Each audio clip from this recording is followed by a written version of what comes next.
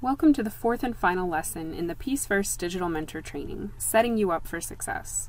We've spent a lot of time discussing the history and mission of the program and the tenets of mentoring and youth development. We've also introduced the various mentoring roles within the Peace First community. To round out our training, we'd like to continue talking about what your mentoring relationship will look like.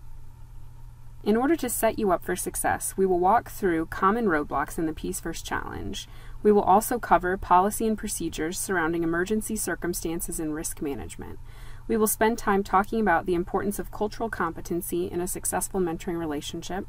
We will also discuss the ongoing support you as a mentor will be able to access. We will round out this lesson and our training, as always, with a couple of discussion activities. It would be awesome if your group encounters absolutely no problems or setbacks during their peacemaking journey. It's a beautiful dream, but an unlikely reality. The peacemaking journey is a process that takes considerable dedication and motivation. Hitting a couple of snags is understandable, and having an idea of potential bumps may help you and your group smooth them out faster and more efficiently. We will spend the next couple of slides walking through common scenarios and ways you can keep your project group on track while still maintaining the Peace First standards and expectations. When you are accepted and matched as a project coach, you may be confused about how to begin your mentoring relationship. You can start by turning to the Welcome Journey Match Initiation Guide at any time for tips and instructions. It may also ease your mind to remember that you will receive updates and instructions from the Peace First team about initiating your match and keeping the group focused and moving forward. Additionally, visit the young person or team's project page and look at the Idea Storm section. Is there any tool you can suggest they use in order to help them understand their injustice better? Then, send them a link to the appropriate tool from the Tools page. You may also pose some questions to help them reflect deeper on their injustice or their insight to ensure their insight and their suggested solution are rooted in compassion. Also, is there a Peace First fellow, content expert, or other community member who could provide input into the team's project? No matter what steps you take to initiate your match, it's important to never tell a young person what to do or to imply or state that their idea isn't very strong. Perhaps you're a couple of weeks or months into your match and it's been several days since one of your mentees accessed the Peace First Challenge site. You can start addressing this absence by reaching out to your youth with a specific question related to their project, such as, have you completed X yet? Or how is working on X going? You can also check in with other young people on the project team. Do not attempt to find your mentee on other social media or directly email or call them.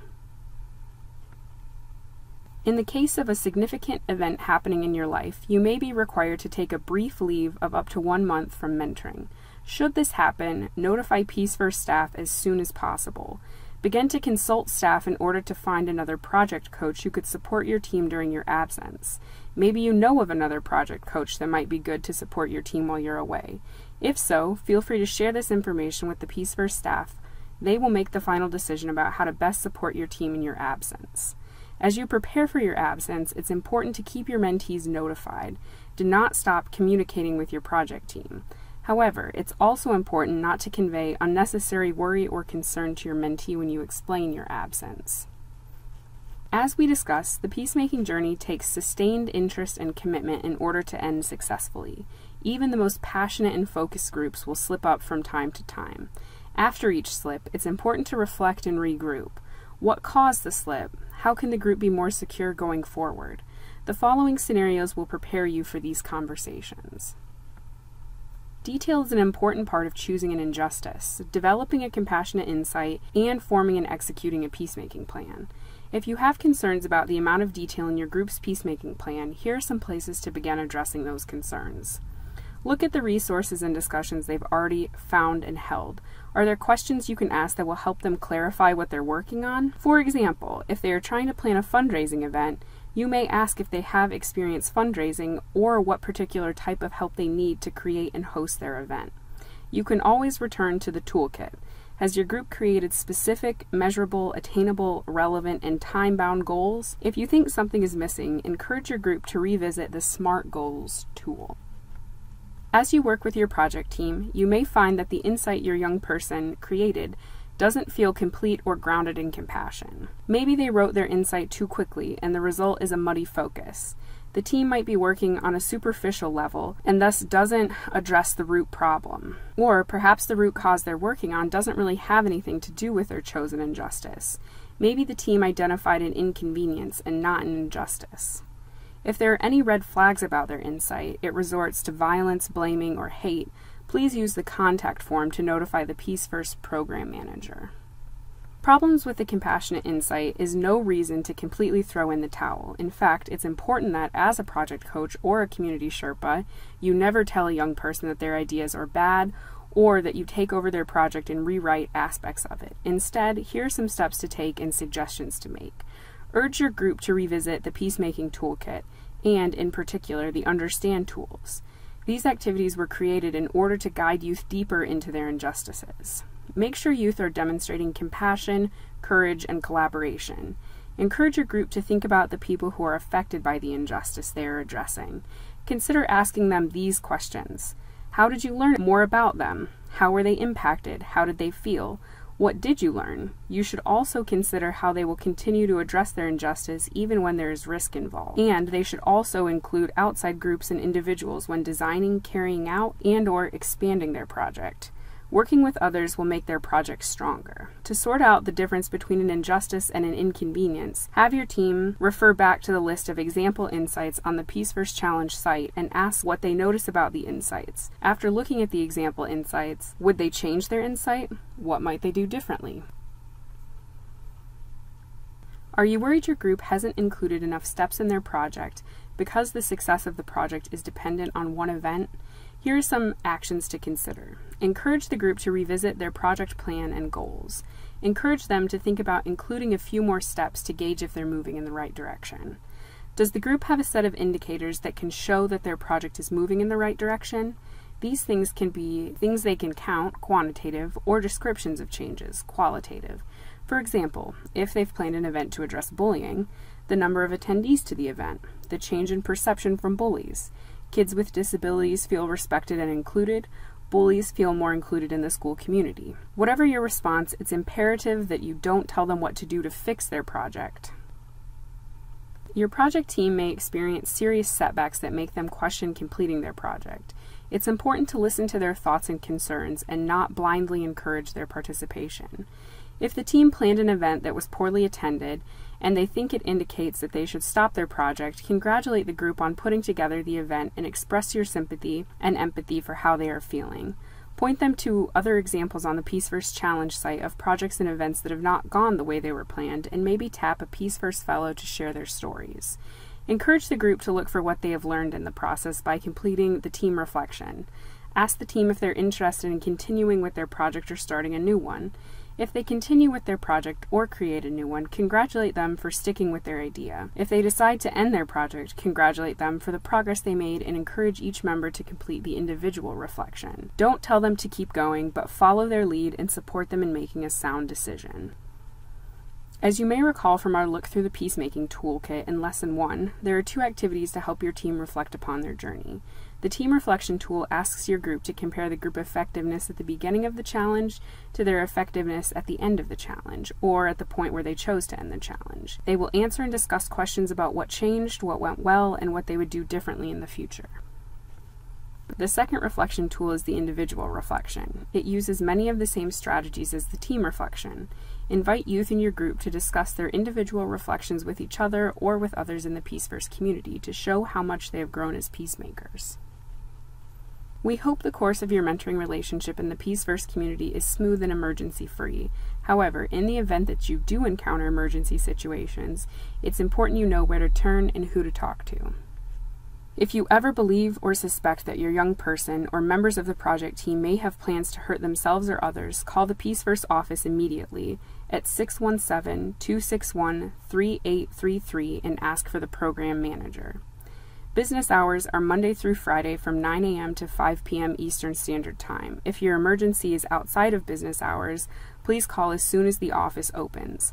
Additionally, you may want to check out the Helpful Resources page on the Challenge site, which has contact information for organizations you may find helpful to talk to, particularly if the Peace First office isn't open. Whatever emergency situation may arise, it's important for you to remember that you are not alone. You are not responsible for handling a youth in crisis on your own. The Peace First team is always available. If you notice inappropriate behavior on the site, for example, someone asking for someone's personal information, someone asking or trying to meet up in person, or using aggressive or abusive language, fill out the contact form to let the Peace First manager know what's going on. As always, if you feel there is imminent danger, please contact the Peace First office immediately at 617-261-3833. While some mentoring programs prefer to match children and young people with mentors who come from similar cultural backgrounds, that is not necessarily the case in a Peace First mentoring match. Chances are you will work with a young person or group of young people from a background different than yours. Because of these potential differences, we will now take some time to explore cultural competency. To begin, let's define culture. Culture, in a broad sense, is the underlying fabric that holds together a person's world. Research tells us that groups form a culture through society's major institutions. These cultural institutions consist of the big structures that determine what we believe, how we behave, and how we live. Institutions help convey society's rules or standards both explicitly and implicitly. The 10 cultural institutions include government, politics, and law, financial and corporate, health and medicine, media, entertainment, and the arts, peers and community, military, social services and prison, education, religion, and family. As we continue through Lesson 4, begin thinking about the institutions that have had the biggest impact on your life. The 10 cultural institutions will appear again in our discussion activities. A generation is a cohort of individuals born and living around the same time. The generations possess defining characteristics that separate them from one another. These differences include a cohort's common history, view of communication and technology, motivation and priorities, while balancing work and personal life.